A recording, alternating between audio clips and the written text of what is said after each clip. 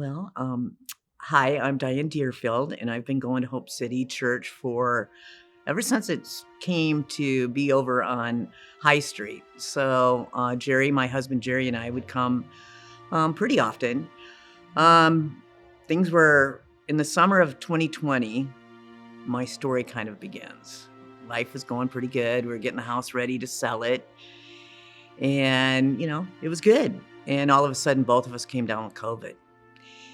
And I got really sick. I ended up in the ICU in Iowa City, and Jerry was recuperating at home, but he was pretty sick too. Um, while I was in there, Jerry ended up having a heart attack. And I remember that like the Hope City Carriage team was going to the house at that time to bring him some food, and watched him being taken out in the ambulance. And they called me later, and people were praying for him. And oh, it was so distressing that day. It's like I ended up having heart problems, and the doctor said, we're not going to lose both of them, or they're not both going to have a heart attack. Anyway, we recovered from that, and I came home on September 15th, and I was really weak and tired. My hair was falling out. I mean, I was beaten down. I couldn't go from one room to the other without having to stop and catch my breath. And then I continued to recover, though, and Jerry ended up having a massive heart attack on October 26th. It was a month later. He had been scheduled to have open heart surgery that morning and ended up dying that night. And that was completely devastating. I mean, I was so afraid of how I was going to continue. I just loved him to death. We'd been married about 13 years, and it was like, oh, I felt like Job, to be honest. I felt like God was mad at me, or what was the problem? It's like I couldn't believe my health was gone, and now Jerry. And I remember feeling so down, and all of a sudden Tammy, my friend Tammy Fouts, who I've known for a long time, she was trying to get me to go to her small group. I didn't want to go. I didn't feel like it. I didn't want to meet people. And she goes, oh, come. She goes, they've been praying for you when you were in the hospital. And so I felt like I wanted to meet these ladies. And I got to tell you, that was something special. There was like 12 ladies, and we all got along. I just loved them right off the bat, and they were so kind to me. And I knew that they were praying for me, and I knew that with their eyes, they had such empathy for me. Not that weird kind, but that authentic kind, like, oh, I feel so bad for it. And so I kept going and kind of got into it. I could tell that my hope was coming back. And I found out the name of the group is Ladies of Hope. Okay, well, they weren't lying, okay? They gave my hope back to me. We even studied it for a while, and it was like, hope is believing tomorrow will be better than today. And I kind of thought, yeah, this isn't the end of my life. That's kind of how I felt before. And it's like, no, this isn't the end of my life. And then I remembered Job, how the last part of his life was better than the first.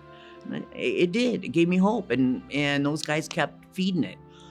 So then things were going pretty good. I was getting pretty good. And then all of a sudden I got sick again.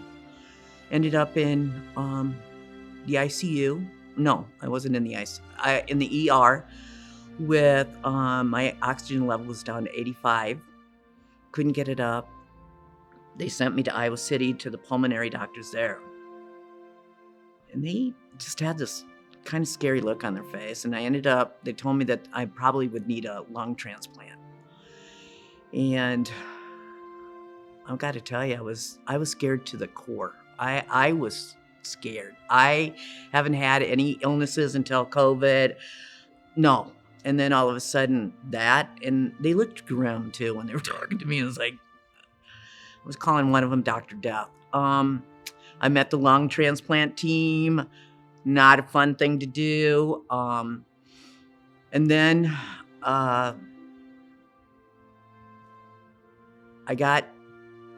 kept having people praying for me. I found out how many people are praying for me. My brother's our family and church in Alexandria, Minnesota were praying for me. I had people from my other churches that I had attended. I had people at Hope City. I had my Ladies of Hope praying for me. And, I could feel it. And then I had also been in a leadership class, and Pastor D was leading the class.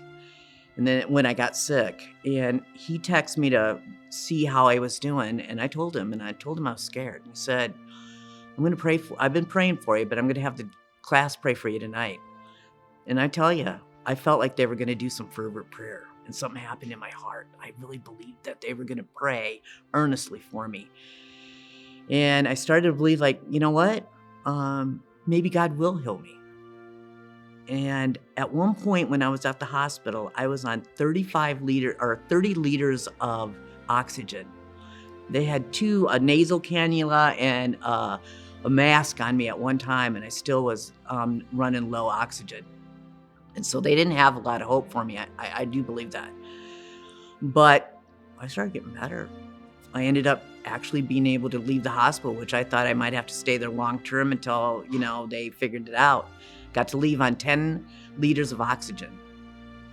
I was like, whew, I got out. I got to sit in my own house with my dog and pet him. I was thanking the Lord. How gracious he was to me. But then it even got better. I ended up going to my second follow-up in Iowa City. And this is the doctor that I was calling Dr. Death. I mean, every time I talked to her, she was talking lung transplant, okay? So I had to do a pulmonary function test before I saw the doctor. And the guy in there kind of acted like I was doing pretty good.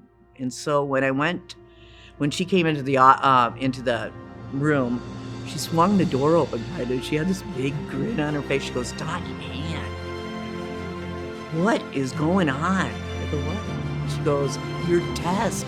I can't believe it. This is better than I've seen it in 6 months." I go, "I told you." And she goes, "What do you think happened?" And I go, "I told you. There's people praying for me all the time, and I think God's giving me a miracle." And she just shook her head and she said, maybe. She did that the last time I went to. So now I'm completely off oxygen. I'm doing physical therapy and to get stronger, and I feel like God gave me a miracle. I do believe that. And I'm so grateful. The love in my heart for God changed too, because I realized of all the people out there, He gave it to me.